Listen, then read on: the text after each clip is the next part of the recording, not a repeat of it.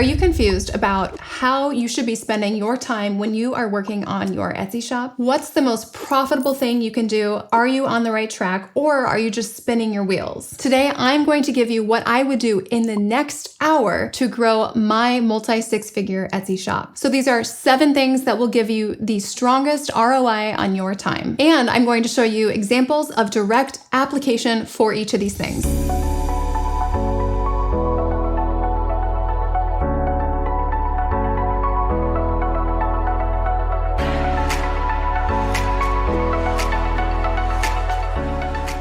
Welcome back to my channel. My name is Jahraus, and I am an Etsy shop owner of almost 7 years. I've sold over $1.4 million in revenue on the platform, and that's over $1 million in profit. I still have my shop, and we do $30,000 to $40,000 in revenue each month, and now I teach Etsy sellers just like you how to grow their shops to that multi-six-figure level. If you like videos like this, please subscribe and stick around because I put out videos like this every week just for you guys. Sometimes it's really hard to know what the most profitable way to spend our time is when we're working on our shop. We feel like there's so many things to do, but at the same time, we don't know where to begin. And I'm guessing you're watching this video because you might not be fully satisfied with your Etsy revenue right now. So here are 7 things to do in the next hour to grow your shop. Number 1, I would look first at who my customer is, and I would really ask myself, is this the best customer to be selling to? So if I am selling to a customer who spends less money when the stock market is down, when inflation is up, or maybe this person has an unstable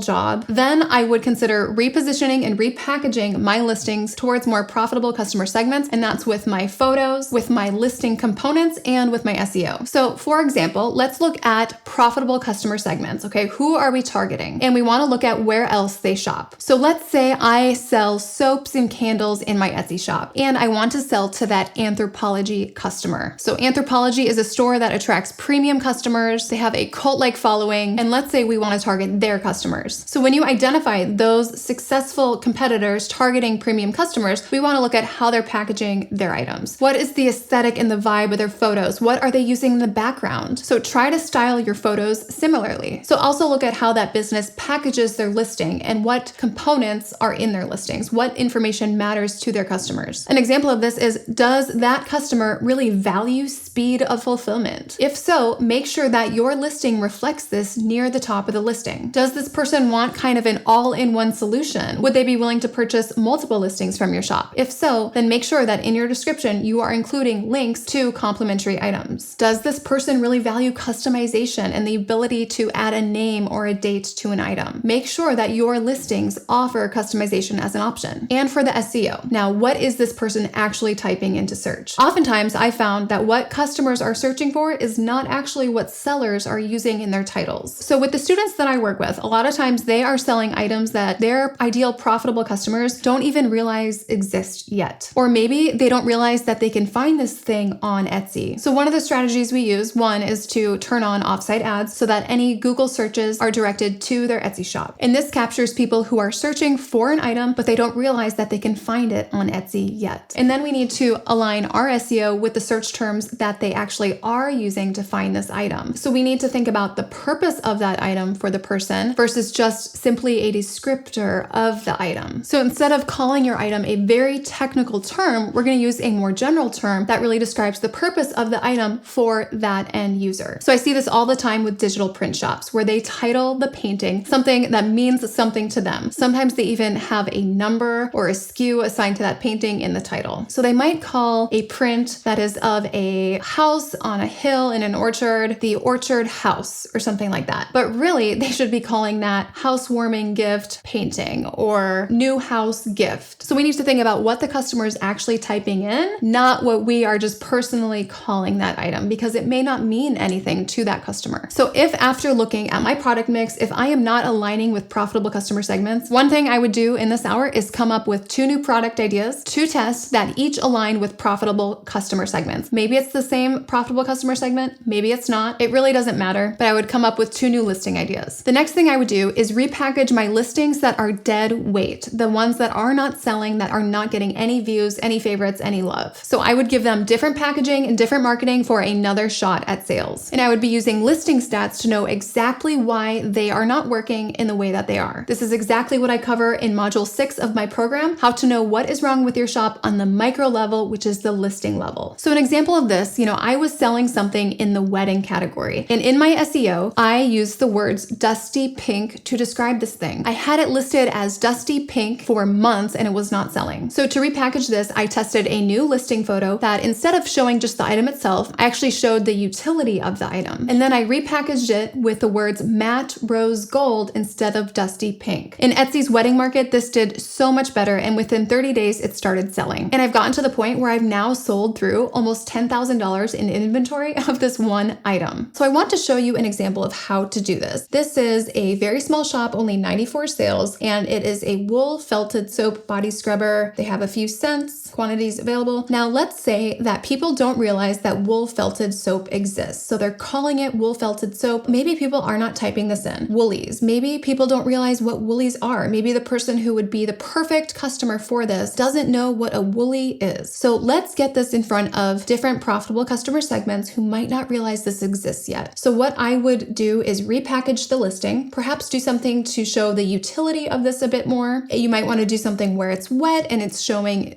some bubbles lathering up or something like that. It says as you use it, the suds come through. So you definitely want a video of that here. And I might call it something like handmade soap, natural soap, sensitive skin soap, body soap, soap gift box. You could do self-care gift. You could do so many different long tail keywords that get this in front of different customers. You could do housewarming gift, powder bathroom soap. You could do gift for women. You could do bridesmaid gift basket. You could do so many different things. But really, it's about identifying the utility of this among profitable customer segments and repackaging it in that way. Also to add value to the item, which is showing the utility of it if people are not familiar with this exact product and how it works. So the third thing I would do in the next hour to drive sales is drop 24-hour long sales on all my listings that have add to carts. If it's digital, I would go at least 30 to 50% off, if not more. And if it's a physical product, I would probably be okay with cutting my margin in half. So I would do these 24-hour sales 3 days in a row. And what this does is it gives you the countdown timer on your listing in search results. So it creates scarcity with your customers. So we do it for 3 days because on the first day, you're able to kind of jumpstart things, get some momentum going. And one day really is not enough data to learn about our customers. So I would do these 24-hour sales 3 days in a row. The fourth thing I would do in the next hour to drive sales is that I would duplicate my top selling listing across 5 different listings, each with their own unique packaging and marketing to target new profitable customer segments. So I do this with my top seller. So here is an example of a Montessori reading blocks, words, flashcard toy. It's a bestseller. So what I would do, let's say this was my best seller in my shop. I would duplicate this listing 5 different times. I would change out the main listing photo in each of those. So this might be one of my listing photos. I don't know about that one. I might do this one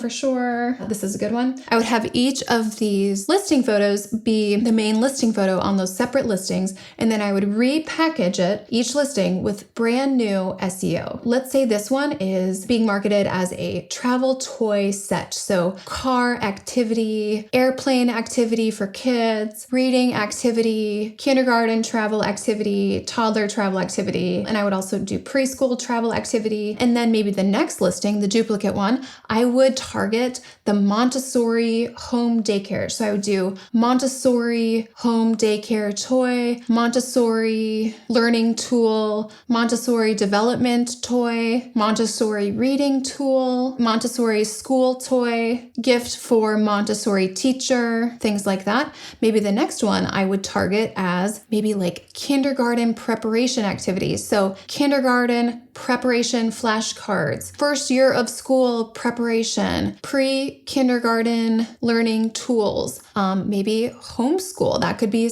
another set of long tail keywords. So Montessori homeschool activity, homeschool activity for Montessori mom, reading homeschool activity, spelling homeschool activity, letter homeschool activity. You could go so many different directions with this, but I would basically retarget each of those 5 listings of my bestseller color towards different sets of long tail keywords. The next thing I would do is execute the Facebook groups strategy across 10 to 15 warm leads. So out of all our social media platforms, Facebook is where you will get to the warmest leads, the people who are most ready to buy. So we're not paying for ads. We're not asking our friends or family to buy anything. This is all within Facebook groups. You don't even need a business account or a business Facebook page. I have a student who is currently driving 65% of her traffic with this strategy. This strategy is how I got to $10,000 a month by my 4th month on Etsy. It was only Facebook. The next thing that will give you the biggest ROI on your time is to raise your prices 10% on all of your market leader listings. So this is where you are ranking on the first page of organic search. You are likely already getting daily sales on this item. So this is one of the benefits of pushing through the sprinting phase of your business and getting to the marathon phase. You're now able to pull levers to drive profitability, and price is one of those levers. So we are going to test the pricing resiliency of our customers. And what you might notice in this phase is that you raise your prices and your customers buy more. So to test pricing resiliency, we want to just raise things 10% at a time. We don't want to get too crazy here. And the final thing for the biggest return on investment of your time is to check your listings on mobile. So I would go onto the Etsy app as well as the web browser on my phone, and I would see how my listings are looking in search. You want to make sure that your listings are clear, that what you're selling is very obvious from the photos. And if they're not, I would zoom in on those photos, just crop them a little bit tighter and adjust the fonts to either make them more bold or add some more contrast with color if you are using any word overlays on your listing photos. So here I am looking up homeschool printables on Etsy. So we're just going to go through our search results